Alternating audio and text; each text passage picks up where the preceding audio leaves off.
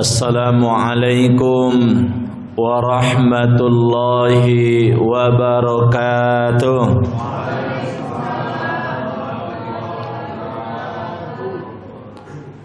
Alhamdulillahi rabbil alamin, wabihi nasta'in ala umurid dunya waddin.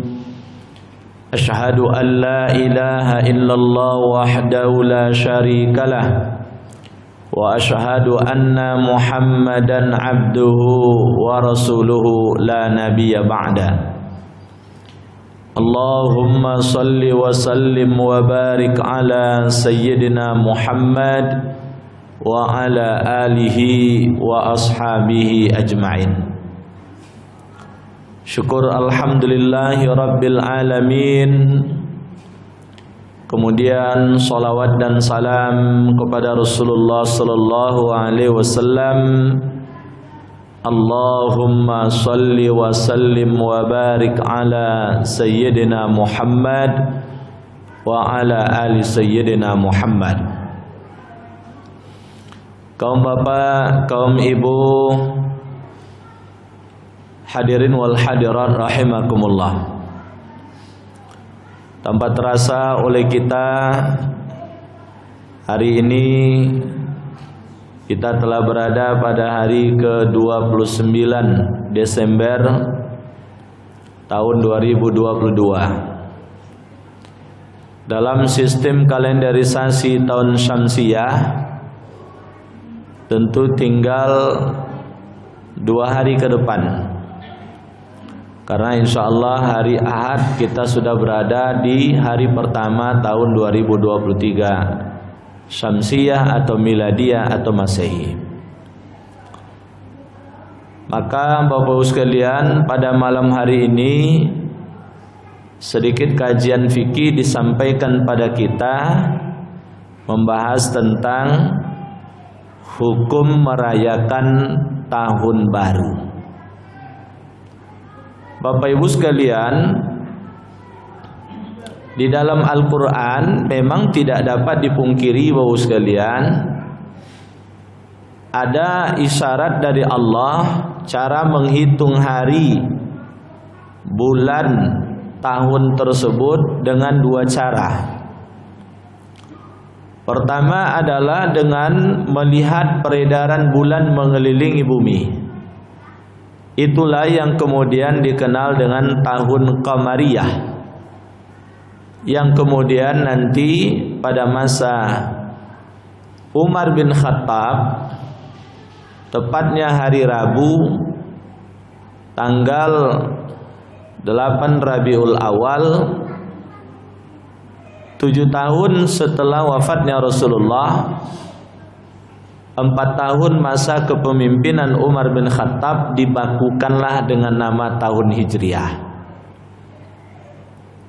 yang dalam 1 tahun Hijriah tersebut jumlah harinya adalah 354 hari, 8 jam 47 menit 46 detik. Sehingga rata-rata jumlah hari dalam 1 bulan adalah 29 hari, 12 jam 44 menit 3 detik. Yang nama-nama bulannya itulah yang kita kenal dengan sebutan Muharram, Safar, Rabiul Awal, Rabiul Akhir, Jumadil Awal, Jumadil Akhir, Rajab, Sya'ban, Ramadan, Syawal, Zulqaidah dan Zulhijjah. Disinilah yang perlu kita jelimet mengikuti pergantian hari, minggu, pekan, bulan, agar kemudian tidak terlewat oleh kita ibadah-ibadah yang memang ditentukan penanggalannya berdasarkan sistem kalenderisasi tahun Qamariyah. Dan dulu sebelum datangnya penjajah Belanda, bagi umat Islam mereka mengenal sistem kalender ini di Indonesia. Jadi tidak populer kalender Masehi di Indonesia. Baru setelah Belanda menjajah, baru kemudian populerlah sistem kalenderisasi tahun Masehi. Yang kedua, pola hitung hari, pekan, bulan, tahun tersebut melihat peredaran bumi mengelilingi matahari. Inilah kemudian disebut dengan tahun Syamsiyah. Berasal dari kata syamsun, artinya adalah matahari, karena memang peredarannya itu, perhitungannya itu berdasarkan bumi mengelilingi matahari. Maka jumlah hari dalam satu tahun adalah 365,25 hari. Artinya berlebih seperempat hari dari 365 hari.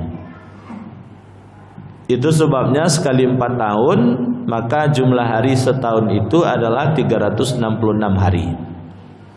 Itulah yang sekali 4 tahun Februari itu ditutup dengan tanggal 29. 3 tahun ditutup dengan tanggal 28, maka sekali 4 tahun itu ditutup dengan tanggal 29. Disebut dengan tahun kabisan. Dua-duanya ini di dalam Al-Quran dibincangkan Pak Bu. Jadi tidak ada istilahnya Qamariyah itu milik orang Islam, lalu Syamsiyah itu atau Masehi itu adalah tidak punya orang Islam. Selalu ayatnya Bapak Ibu baca itu, wasyamsu tajri limustaqarril laha dzalika taqdirul azizil alim wal qamar qaddarnahu manazila hatta 'ada kal urjunil qadim. Nah, maka sekalian, kalau tak ada ayat seperti ini, kita tidak tahu sistem kalenderisasi tersebut seperti apa. Karena dulu sebelum kelahiran Nabi Muhammad, orang-orang Arab sudah mengenal kalender Qamariyah sebetulnya, tetapi mereka sekalian ya tidak ada penomoran dan penamaan tahun ketika itu yang baku. Penamaan tahun itu silih berganti sesuai dengan peristiwa penting apa yang terjadi tahun itu. Nah, maka kalaulah bukan karena Islam mungkin tidak akan seperti ini. Dan kalaulah bukan karena Islam Pak Bu, sistem kalenderisasi di dunia ini tidak ada yang benar Pak Bu. Karena dulu orang-orang Eropa, orang-orang Barat itu menganggap setahun itu 10 bulan. Itu makanya Allah menegaskan inna iddatash syuhur 'indallah 12 syahran fi kitabillah yauma khalaqas samawati wal ard minha arba'atun hurum dzalika ad-dinul qayyim fala tazlimu fihinna anfusakum. Sesungguhnya bilangan bulan dalam satu tahun tersebut ada 12 bulan. Jadi Allah meluruskan tuh Pak Bu, kekeliruan dari orang-orang Eropa tempo dulu yang menganggap setahun itu 10 bulan. Nah, maka kata Allah setahun itu 12 bulan. Kata bulan itu sendiri yang dalam hitungan 30 atau 29 hari satu bulan tersebut, kata bulan itu dalam Al-Quran itu disebut dengan kata syahrun. Kata syahrun itu sekalian dengan berbagai kata jadian di dalam Al-Quran memang terulang sebanyak 12 kali sesuai dengan jumlah bulan pula, yaitu 12 bulan. Nah, maka Bapak sekalian, tercerahkanlah orang-orang Eropa, orang-orang Romawi ketika itu bahwa keliru anggapan setahun itu 10 bulan. Maka terpaksalah mereka mencari 2 nama bulan lain. Dulu bulan yang dikenal oleh mereka itu bulan Maras, bulan April, bulan Mei, bulan Juni, bulan Julius, bulan Agustinus, nama-nama orang tuh Pak Bu. Sampai Desember belum ada nama, Januari, Februari belum ada. Setelah tercerahkan mereka, dicarilah. Maka kemudian ketemulah 2 nama raja. Raja mereka yang namanya Januarius dan Februarius, yang kemudian berubah menjadi Januari dan Februari. Maka dirubah semua nama bulan itu jadinya Januari, Februari, Maret, April, Mei, Juni, Juli, Agustus, September, Oktober, November, dan Desember. Nah, jadi Islam itu banyak meluruskan kekeliruan-kekeliruan orang tempo dulu Pak Bu. Maka Islam itu mengajarkan ilmu astronomi, ilmu perbintangan. Nah, kalau tidak ada ilmu perbintangan yang dicerdaskan oleh orang Islam ketika 750 tahun berkuasa di Eropa melalui kekuasaan dinasti Umayyah jilid 2, mungkin Eropa sekarang tidak seperti sekarang ini Pak. Nah, tidak akan seperti ini. Jadi Islam jasanya luar biasa besar mencerdaskan orang Eropa. Nah Bapak Ibu sekalian, 2 hari ke depan ini saya melihat Pak Bu, banyak persiapan-persiapan orang nih. Saya lihat tempurung udah mulai habis itu di kedai-kedai santan Pak Bu. Lah begoni-goni jo orang tiap hari tengok lambok tempurung lah segoni. Datang asal pulang kantor nampak orang begoni bawa tempurung. Entah apa yang akan dibakar besok tuh. Entah pisang dibakar, entah ubi dibakar, entah ayam dibakar, entah ikan dibakar. Asalnya rumahnya lah dibakar. Kalau nak makan bersama-sama makanlah. Tapi kalau membuat perayaan-perayaan, di situ kemudian harus berhati-hati. Harus berhati-hati Pak Bu. Nah Bapak Ibu sekalian, di daerah Romawi tempo dulu Pak Bu, atau sebutlah dengan sebutan daratan Eropa tempo dulu, mulai dari masa Yunani tempo dulu sekalian, ketika mereka bertuhankan dewa-dewa, itu memang mereka sudah menjadi tradisi dan kebiasaan menyambut pergantian tahun itu dengan kegembiraan, dengan hura-hura. Dengan hura-hura Pak Bu, pesta minuman, judi, lalu kemudian mabuk-mabukan, zina dan lain sebagainya. Maka dulu terkenal pergantian tahun itu awal mulanya di Eropa itu dulu itu dalam bentuk memuja dewa Lupercus. Dewa Lupercus itu adalah dewa kesuburan.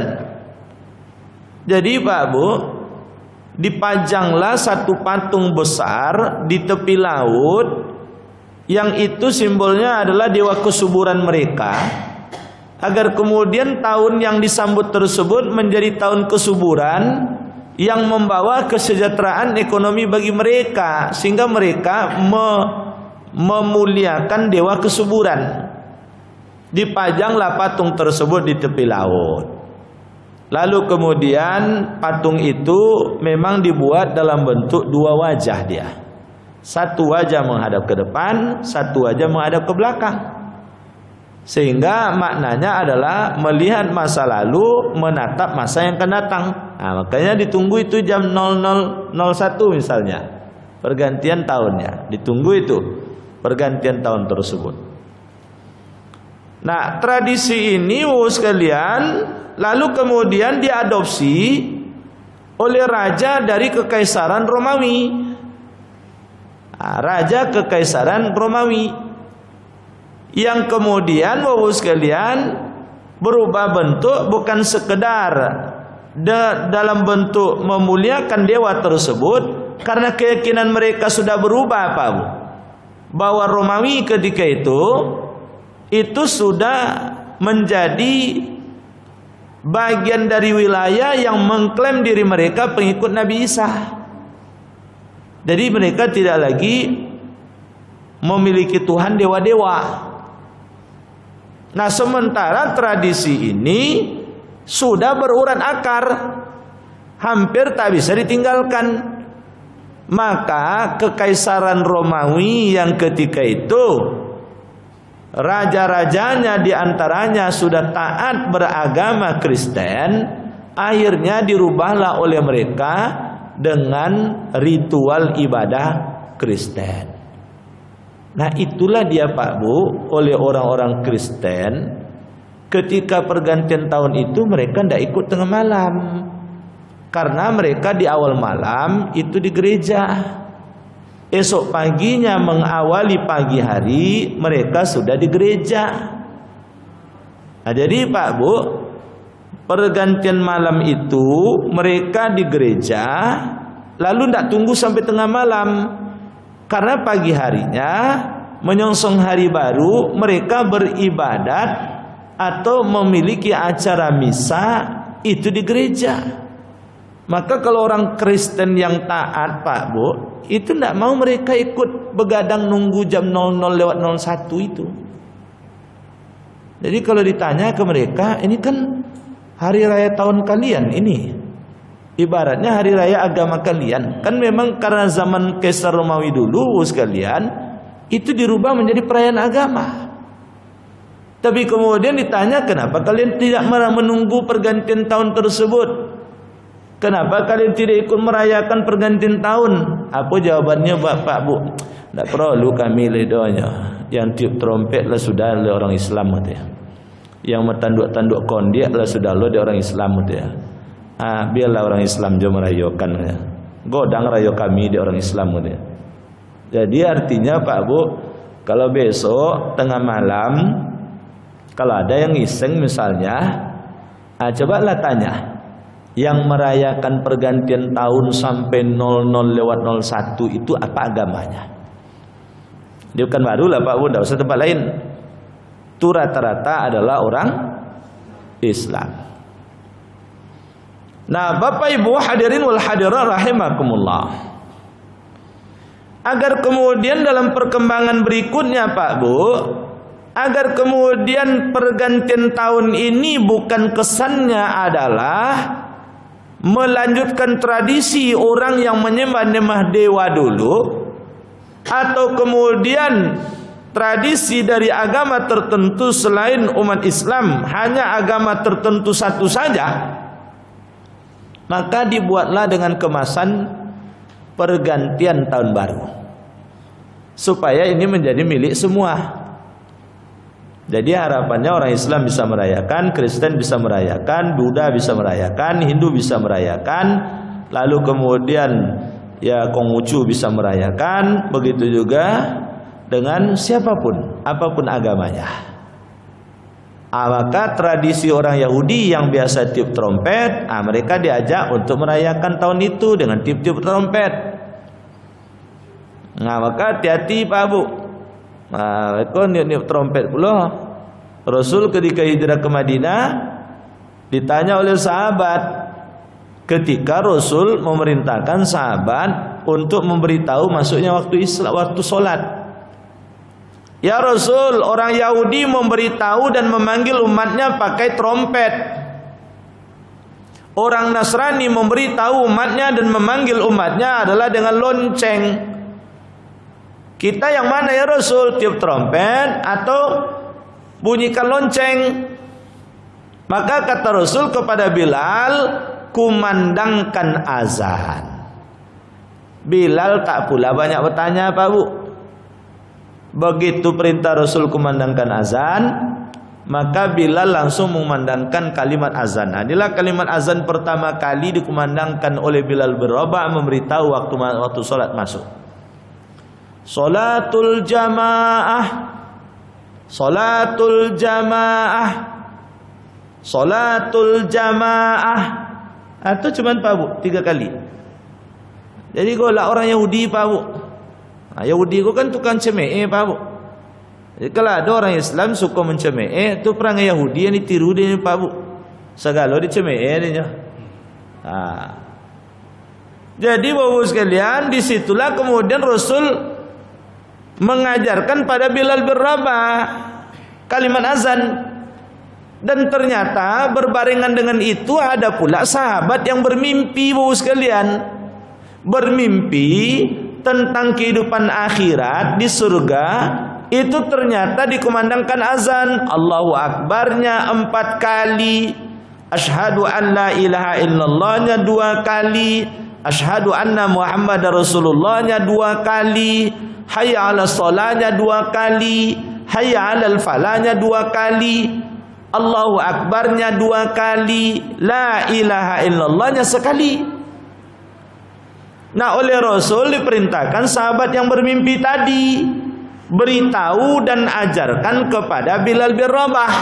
Coba Pak Bu, kalau kita logikakan, ini kan sahabat Pak Bu, dia bermimpi. Ibaratnya Pak Bu, dia yang dapat ilmu. Kenapa Rasul tidak perintahkan kepada sahabat tadi? Kenapa Rasul perintahkan pada Bilal bin Rabah? Ini tandanya dalam urusan azan Pak Bu, Rasul seakan memberi syarat. Siapa yang paling lantang suaranya, siapa yang paling merdu suaranya, siapa yang paling fasih bacaannya, itulah yang diutamakan untuk mengumandangkan azan. Seperti layaknya Bilal bin Rabah. Nah, maka sekalian, sejak itulah kumandang azan tersebut oleh Bilal bin Rabah di waktu subuh, ditambahlah dengan kalimat as-salatu khairum minan naum. As-salatu khairum minan naum, 2 kali. Rasul tersenyum mendengar Bilal bin Rabah mengucapkan kalimat tersebut. Artinya senyum Rasul tersebut sebagai pertanda Rasul ridha, Rasul suka. Sehingga berarti ini kalimat yang ditambah oleh Bilal bin Rabah ini, karena Rasul tidak menegur, tandanya Rasul ridha, maka dia dipandang sebagai hadis takririyah. Hadis itu kan ada 3 macam. Qauliyah, perkataan; fi'liyah, perbuatan; takririyah, itu penegasan persetujuan Rasul.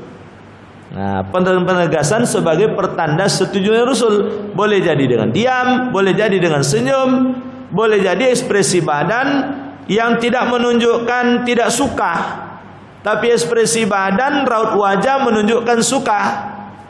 Contoh begini Pak Bu, satu waktu Rasul mengimami sholat subuh berjamaah. Lalu Rasul salam kanan, salam kiri. Dilihat oleh Rasul, di sudut sebelah kanan ada sahabat tadi selesai sholat subuh, dia langsung berdiri, dia langsung sholat 2 rakaat. Maka selesai dia sholat, ditanya oleh Rasul, sholat apa engkau? Engkau ulang sholat subuh? Enggak ya Rasul, tadi aku tak sempat sholat sunat fajar, maka selesai sholat subuh aku bayar sholat sunat fajar yang tidak aku lakukan tersebut. Yang tertinggal tidak sengaja karena waktunya tidak memungkinkan melaksanakan, karena orang sudah sholat subuh. Rasul diam, Rasul tidak mengiyakan, tidak pula melarang, Rasul diam saja, senyum Rasul. Nah inilah yang kemudian dipahami oleh para ulama, ini hadisnya hadis takrir. Artinya Pak Bu, bahasa hukumnya boleh, bukan sunat, boleh mengganti sholat sunat fajar yang tertinggal karena tidak sengaja. Kapan itu? Selesai sholat subuh. Sebegitu pentingnya sholat sunat fajar itu Pak Bu, karena dalam hadis dikatakan oleh Rasul, raka'ataini qablal fajr khairum minad dunya wa ma fiha. 2 rakaat sebelum fajar itu lebih baik daripada dunia beserta isinya. Bapak Ibu hadirin wal hadirat rahimakumullah. Nah di sisi lain Pak Bu, ternyata ketika Rasulullah sallallahu alaihi wasallam hijrah ke Madinah, Rasul menemukan komunitas agama yang boleh jadi di Mekah tak diketemukan oleh Rasul dalam jumlah yang banyak. Di Madinah Rasul ketemu dengan Yahudi, di Madinah ketemu dengan Nasrani dalam jumlah yang cukup banyak. Rasulullah juga bertemu dengan Majusi. Satu waktu sekalian, Rasul menemukan orang-orang Majusi. Orang-orang Majusi itu Pak Bu, orang penyembah api. Nah, mereka merayakan satu hari raya. Ditanya oleh Rasul dan ditelusuri oleh Rasul, ternyata mereka merayakan hari raya Nairuz. Nah, ada 2 hari raya yang dirayakan oleh orang Majusi. Pertama adalah hari raya Nairuz, yang kedua adalah hari raya Mihraja. Apa itu Pak Bu? Hari raya Nairuz adalah hari raya merayakan pergantian awal tahun, pergantian akhir tahun ke awal tahun. Itulah hari raya Nairuz. Sedangkan Mihraja itu adalah hari raya pertengahan tahun. Jadi 6 bulan setelah itu mereka rayakan lagi. Jadi perayaan awal tahun berdasarkan tahun Syamsiah, tahun Masehi, yang dipahami dengan pola hitung oleh orang-orang Majusi. Dan ketika itu memang Rasul menegur umat Islam, mengingatkan umat Islam, mulai hari ini tidak ada hari raya bagi umatku kecuali 2. Pertama adalah hari raya Idul Fitri, yang kedua adalah hari raya Idul Adha. Nah sekarang kita lihat apa yang dimaksud dengan hari raya. Hari raya itu kan Sama harinya, ibaratnya Pak Bu beraya, bergembira di situ, kemudian berkumpul bersama, lalu dengan bergembira merayakan kegembiraan tersebut. Tapi di dalam Islam, ketika merayakan kegembiraan Bapak Ibu sekalian, itu dirayakan dengan ibadah, bukan kemudian melalaikan waktu. Bukan kemudian Bapak sekalian dengan berhura-hura. Nah, coba lihat hari raya kita Idul Fitri dan Idul Adha. Bagaimana merayakannya Pak Bu? Salat Id kita, khutbah Id kita. Setelah itu silaturahmi pun dijalin dengan baik. Makan bersama. Rasul kan makan bersama Pak Bu. Lalu kemudian Rasul dan sahabat saling berbagi makanan, saling menjamu. Begitulah cara berhari raya dalam pandangan Islam. Nah, sekarang Bapak sekalian, kita lihat bagaimana pola perayaan tahun yang terjadi di dunia secara umum Pak Bu. Lalu dikaitkan sesuaikan dengan ajaran Islam. Ternyata rata-rata Pak Bu merayakan pergantian tahun tersebut itu adalah dengan hura-hura, mubazir waktu, mengorbankan waktu istirahat, lalu isinya hampir kering dari nilai-nilai manfaat. Ada yang di lapangan pakai organ tunggal. Lagu organ tunggal itu tidak ada yang lagu Selimut Putih Pak Bu. Tahu apa Ibu lagu Selimut Putih? Lagu Selimut Putih itu kan bila Israel datang memanggil, jasad terbujur di pembaringan. Ada perayaan ganti tahun itu lagunya Pak Bu. Kok ada itu lumayan juga Pak Bu. Mengingatkan mati itu Pak Bu. Nah, tapi lagunya apa? Bang Toib lah 3 tahun tak pulang-pulang, cinta satu malam, macam-macam lagu Pak Bu. Perawan atau janda, tak apa-apa lagu Pak Bu. Saya tahunya sedikit banyak lagu ini Pak Bu. Kebetulan ada satu waktu saya naik bus, mau tak mau terdengar juga saya tadi Pak Bu. Ada judul lagunya Perawan dan Janda. Saya bayangan saya ini salah judul enggak? Setahu saya adalah Gadis atau Janda. Gadis atau Janda kan itu kan lagu kalau tak salah apa tuh? Roma Irama atau apa tuh? Ini perawan dan janda. Rupanya memang isi syair itu maksiat dia Pak Bu.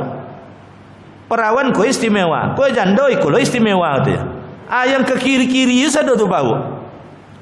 Kalau perawan ni baru, janda lah pengalaman katanya. Ke kiri tu tak ada je Pak Bu. Nah kalau lah macam itu pula organ musiknya Pak Bu, penyanyinya kemudian hendak nutup aurat pula Pak Bu. Nutup auratnya Ustaz dia. Ini berjilbabnya Ustaz, tapi lokek di badan bajunya Pak Bu. Hendak nutup aurat nama tu Pak Bu. Yang namanya nutup aurat sesuai dengan kaji kita berulang-ulang saya sampaikan Pak Bu, itu kan 3 konsepnya. Pakaian itu mengurung badan, mengurung aurat. Pakaian itu tidak transparan, pakaian itu tidak ketat. Kalau kemudian mengurung auratnya tapi ketat, tidak dipandang menutup aurat. Itu makanya ibu-ibu kalau belanja ke kedai jangan pakai celana legging Bu. Baju le dalamnya Ustaz. Kalau pakai celana legging itu kan ketat, lengket di kaki. Kalau lengket kemudian berarti betis kakinya lengket dengan pakaian tadi. Betis kaki itu aurat. Nah, apalagi kalau kemudian laloke esado Pak Bu. Baju lengket di badan, celana legging lengket pula di badan. Apa keluar rumah? Itu kalau itu dipakai untuk di kamar dengan suami, itu bagus tuh. Berdandan yang bagus. Ikunda kadang berdandan untuk keluar rumah pulanya. Pindah ibu-ibu siko mau cerita kau depan ibu-ibu tempat lain kau. Jadi Bapak Ibu sekalian, kalaulah kemudian pola perayaan pergantian tahun tersebut sengaja pula menunggu jam 00:01 diisi kemudian dengan kegiatan-kegiatan yang mubazir, diisi dengan kegiatan-kegiatan yang tidak bermanfaat, apalagi kemudian dengan perbuatan-perbuatan yang mengumbar nafsu dan ada peluang maksiat terjadi, itu secara umum Pak Bu, tidak perlu ditanya ke ulama manapun Pak Bu, itulah haram hukum Pak Bu. Yang paling banyak dosa panitia. Ini panitia yang mengadukan. Nah, kalau inisiatifnya dari Pak RT, Pak RW, Pak RT, Pak RW ngalir dosa sekampung tuh Pak Bu ke Pak RT, Pak RW itu. Jadi Pak RW, dan dia izin Pak RW buat acara itu Pak RW. Nah, kalau nak buat warga buat lah, buat ketek-ketek terserah lah. Pokok jangan sampai Pak RW nanda tangan perlu undangan. Nah, turut mengundang, kan ketua panitia tuh turut mengundang ketua RW. Terus beda tuh. Sekampung mengalir dosa jadi itu.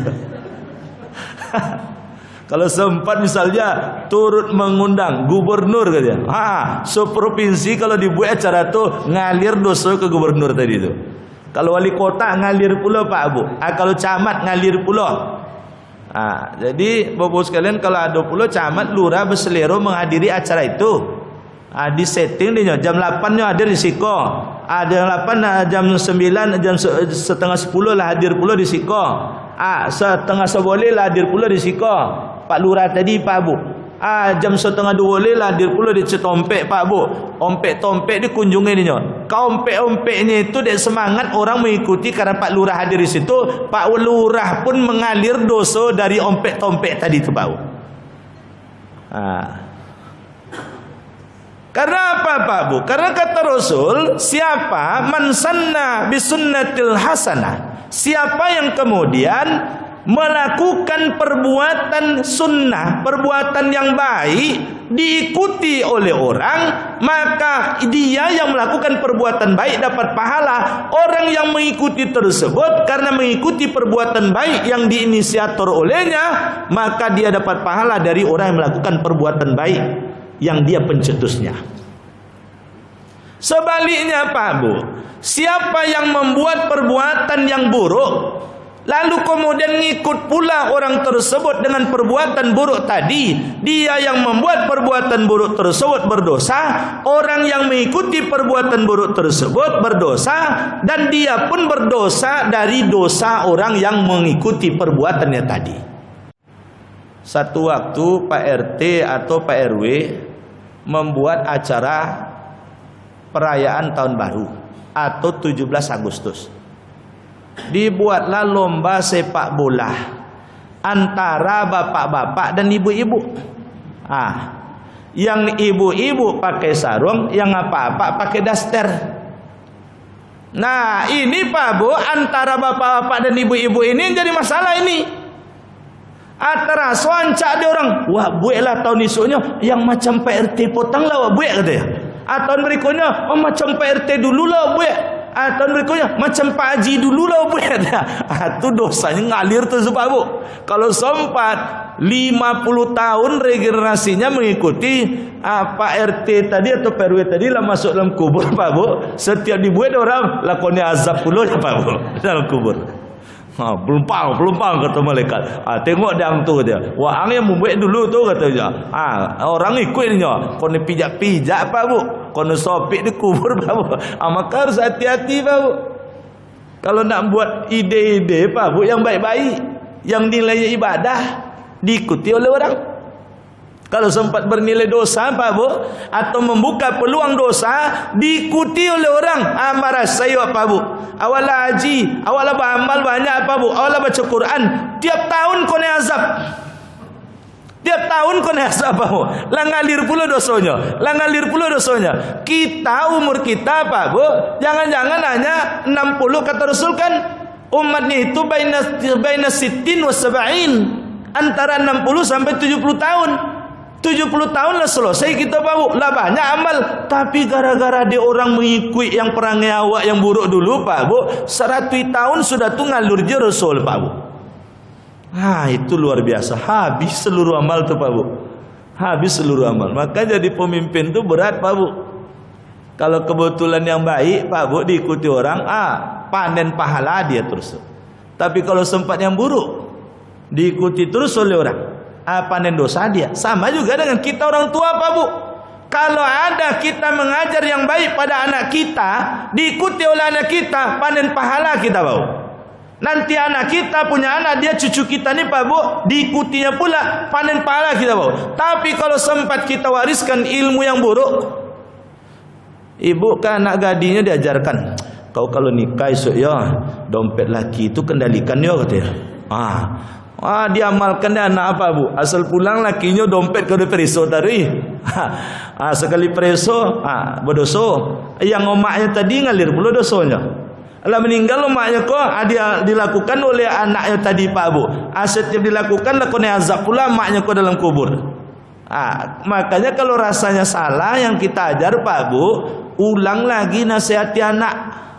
Nak salah mak dulu ngajarkan kau nak, jadi buat-buat elena. Jadi buat-buat elena. Bahaya mak esok, kena azab esok. Jadi Bapak Ibu sekalian, maka berkaitan dengan pergantian tahun ini Pak Bu, saya lebih cenderung kita berhati-hati. Kalau ada orang yang tekstualis pemikirannya, dia langsung haramkan saja tuh Pak Bu, apapun bentuk acaranya, walaupun zikir muhasabah haram katanya. Itu saya termasuk yang kurang sepakat juga seperti itu.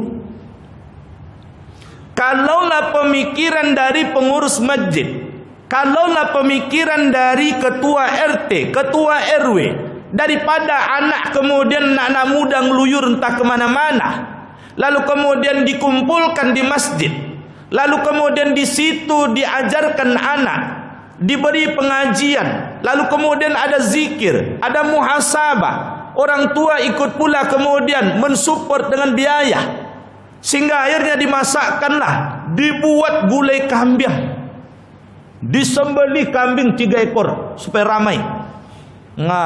Ramailah Bapak sekalian, makan anak tadi kenyang-kenyang dia Pak Bu. Begitu sudah jam 1 makan kenyang dia. Karena sudah kenyang dia makan, santapan jasmani mengenyangkan, santapan rohaninya memuaskan, lataloloknya sampai subuh Pak Bu. Alhamdulillah, aman anak muda awak di jalan. Ndak buat dosonya di jalan, ndak buat yang macam-macam perangainya malam itu. Kalau niatnya seperti itu, insya Allah kita bernilai pahala. Tapi kalau ngumpul-ngumpul di lapangan bola aja, segala kan dibakar, meja domino disiapkan puluh, main domino aja isinya Pak Bu. Main domino segala balak di locaan Pak Bu, tahu di locak Pak Bu? Segala balak di hompean. Untung tak kayu balaknya kena hompes tu Pak Bu. Segala balak dihempaskan, lalu kemudian tak ada isinya manfaat. Dari situ saja itu perbuatan yang sia-sia. Kenapa begitu Pak Bu? Karena Allah telah menjadikan waktu malam itu untuk istirahat. Dan di dalam Islam Pak Bu, filosofi waktu itu diajarkan pada kita. Waktu yang lalu telah berlalu, tak mungkin datang lagi. Waktu yang akan datang belum tentu milik kita. Waktu sekarang milik kita. Kalau kita sibuk menunggu waktu-waktu yang akan datang, menunggu pergantian tahun, kan itu artinya nunggu waktu yang akan datang yang belum pasti kita hidup Pak Bu. Maka perbuatan itu perbuatan sia-sia. Tapi kalau macam tadi Pak Bu, kumpul di masjid daripada nanti anak ngeluyur kemana-mana, dikasih semangat, lalu kemudian dibuat kajian, buat diskusi, siapa kemudian yang paling aktif, bisa menjawab misalnya kuesionernya, dapat kemudian hadiah disiapkan, baju koko misalnya, atau peci haji, atau kemudian sajadah dan lain sebagainya. Kalau macam ini semangat nak muda tadi muncul semangat keislamannya setelah acara itu, insya Allah ini adalah acara yang boleh dilakukan. Maka insya Allah Pak Bu, kita ada masjid baru, masjid provinsi. Jadi masjid provinsi bukan masjid Raya An-Nur saja lagi. Sudah 2 masjid provinsi kita. Seperti layaknya masjid kota sudah 2 pula. Masjid kota kan Masjid Ar-Rahman, Jalan Sudirman. Masjid Al-Firdaus kan ada pula di kantor wali kota. Masjid provinsi kita ada Masjid Raya An-Nur di Jalan Tua. Satu lagi Pak Bu, ada namanya Masjid Nurul Waton dekat tepi Sungai Siak sana. Sesekali Bapak Ibu datanglah sana Pak Bu. Mewah masjid itu Pak Bu. Mewah masjidnya. Cantik, posisinya di pinggir Sungai Siak Pak Bu. Daerah Palas sana. Sengaja dibuat daerah Palas Pak Bu, karena daerah situ kan pertama daerah lintas. Nah, mudah-mudahan orang yang musafir bisa singgah di situ, dia istirahat, dia sholat berjamaah. Yang kedua Pak Bu, daerah sana hampir tidak ada masjid-masjid besar untuk pusat kegiatan umat Islam yang ada di Kota Pekanbaru khususnya. Tambah lagi daerah situ kan daerah rawan akidah.